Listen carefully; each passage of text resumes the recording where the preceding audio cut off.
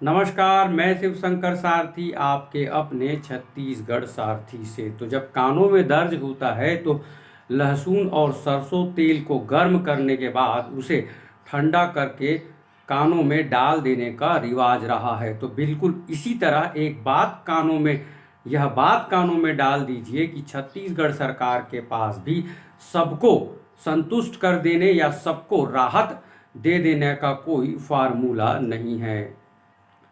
तो छत्तीसगढ़ सरकार के नए आदेशों के मुताबिक बाजार बंद होंगे 5 या 6 बजे, लेकिन शराब की दुकानें बंद होंगी 8 बजे। बाजार और शराब की दुकानों के बंद होने में 2 घंटे का अंतराल रखा गया है। यानी कि जब बाजार बंद होगा उसके 2-3 घंटे तक शराब की दुकानें खुली रहेंगी। तो सोशल मीडिया में एक सज्जन ने यह लिखा, समझ रहे हैं ना आप कि क्या होने वाला है। तो जैसे कि संभावना थी कि सेकेंड वेव आएगा, वो आया और उसने जमकर कोहराम मचा दिया।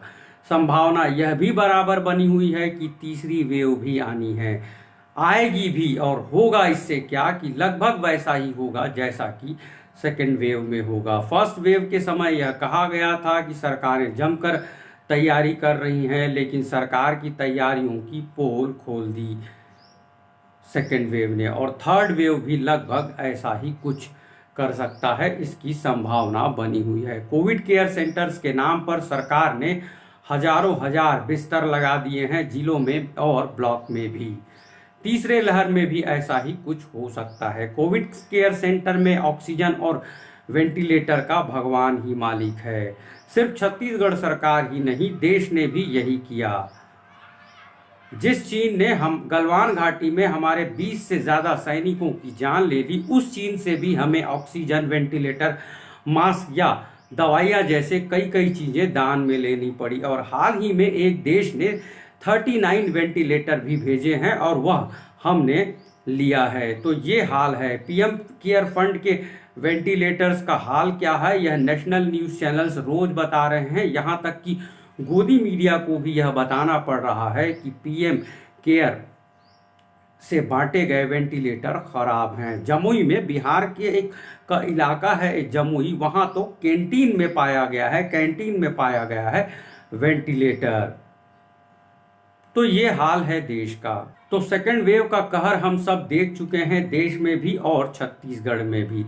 तो हो सकता है कि जिसकी संभावना बराबर बनी हुई है कि जब थर्ड वेव आएगा तब भी मुख्यमंत्री और सरकारें वर्चुअल फॉर्मेट में काम करना शुरू कर देंगी। सोशल मीडिया में सवाल करने के बाद, आरोप मढ़ देने के बाद, सत्ता से सवाल करने और आरोप मढ़ देने के बाद विपक्ष का काम खत्म हो जाएगा और कलेक्टर्स अपने ही आदेशों की लगातार अल्टी पल्टी करते रहेंगे। तो इस तरह से बहुत संभावना है कि थर्ड वेव में होगा और फोर्थ वेव में भी ऐसा ही कुछ हो सकता है।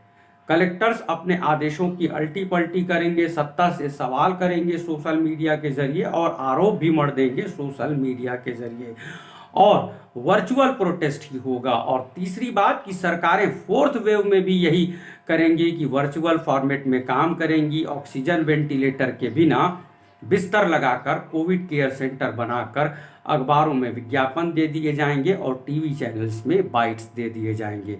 तो थर्ड और फोर्थ वेव में भी ऐसा कुछ हो सकता है। अमेरिकी एजेंसी यह मानने को तैयार नहीं है कि यह वायरस अचानक से पैदा हो गया है। अमेरिकी एजेंसियां लगातार नज़र बनाए हुई हैं चीन के बारे में।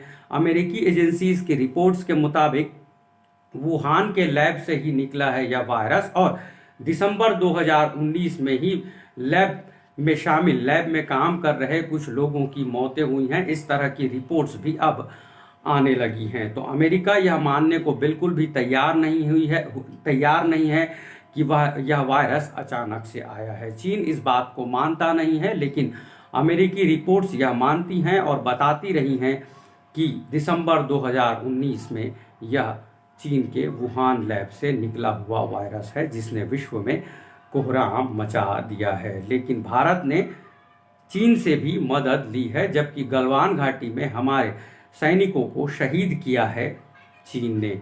मीडिया ने प्रधानमंत्री नरेंद्र दामोदर दास मोदी को एक्सपोज कर दिया है।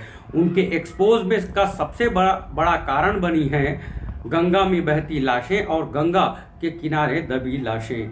तो थर्ड और फोर्थ वेव में भी जब कारों के बाजू में सीट बेल्ट में लाशों को बांधना पड़ेगा, कचरा के गाड़ियों में शव जाएंगे और एम्बुलेंस 3-5 किलोमीटर के लिए भी 15-20 हजार रुपया जब चार्ज करेगा, तब ज्यादा से ज्यादा क्या होगा? प्रधानमंत्री नरेंद्र दामोदर दास मोदी फिर से एक बार रो देंगे और कलेक्टर अपने आदेशों की अल्टी पल्टी करने के साथ ही, जैसा कि देश के 1-2 राज्यों में हुआ है, वो झापड़ मार देगा, लाठी मार देगा। इससे कोई प्रधानमंत्री रो देंगे और किसी राज्य का मुख्यमंत्री क्षुब्ध हो जाएगा। क्षुब्ध होने के बाद मुख्यमंत्री उसे संयुक्त सचिव बना देंगे। यही होगा, इससे ज्यादा कुछ नहीं होगा। तो अच्छा ये है कि आपने दान दिया है और टैक्स तो आप सालों से देते ही रहे हैं, तो सवाल करने की आदत डालिए। जिनको आपने वोट किया है, आपने दान दिया है, टैक्स आप सालों से देते रहे हैं, तो सवाल करिए, जवाब मांगिए और हो सकता है तो जेल जाने के लिए तैयार रहिए, क्योंकि सरकारें लगातार थर्ड और फोर्थ वेव में भी अपने नाकामियों के जरिए देश के नागरिकों के लाशों को ही गिनने का काम करेंगी। यह लाशें भी ठीक से नहीं गिनी जाएंगी, लाशों को छुपाया जाएगा, जैसा कि उत्तर प्रदेश में गंगा किनारे दबी लाशों से पीताम्बरी को उठाया जा रहा है।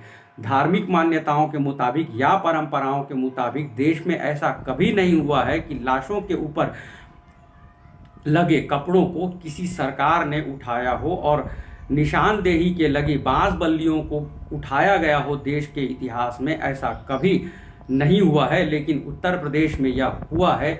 इसके बाकायदा वीडियोस हैं, देखिए वह वीडियो भी।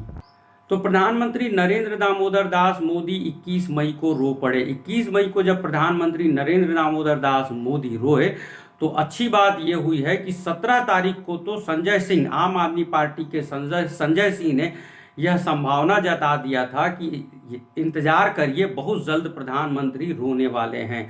और हुआ भी यही कि प्रधानमंत्री नरेंद्र दामोदर दास मोदी रोए। सोशल मीडिया में वो फिर से ट्रोल हुए। जब वो कैमरास के सामने आए थे, उन्होंने मास्क नहीं पहना था, तभी लोगों को अंदाजा हो गया था कि आज प्रधानमंत्री कुछ कर सकते हैं। और हुआ भी यही कि प्रधानमंत्री नरेंद्र दामोदर दास मोदी रोए, उनके आंसू बहे। कैमरा ने इसे बहुत शानदार तरीके से कवर कर लिया और गोदी मीडिया ने इसे दिखा भी दिया। तो चले आते हैं वापस छत्तीसगढ़ की ओर।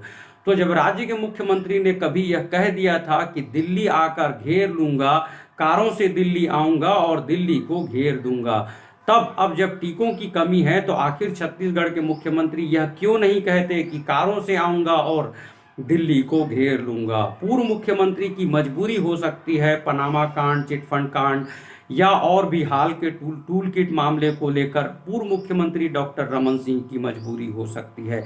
लेकिन छत्तीसगढ़ के मुख्यमंत्री भूपेश बघेल की आखिर क्या मजबूरी है, जब सेकेंड वेव में उनके राज्य में हजारों मौतें हो गई, वेंटिलेटर खराब है, रेलवे कोचेस का खराबी के चलते ही शायद उन्होंने उपयोग नहीं किया है, तब छत्तीसगढ़ के मुख्यमंत्री भूपेश बघेल आखिर प्रधानमंत्री नरेंद्र दामोदर दास मोदी को ललकार क्यों नहीं रहे हैं कि कारों से आऊंगा और दिल्ली घेर लूंगा?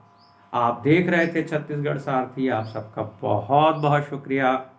हमारे वीडियोस अच्छे लगते हैं तो लाइक करें, कमेंट करें और प्लीज़ प्लीज़ प्लीज़ हमारे यूट्यूब चैनल छत्तीसगढ़ सारथी को सब्सक्राइब भी ज़रूर करें।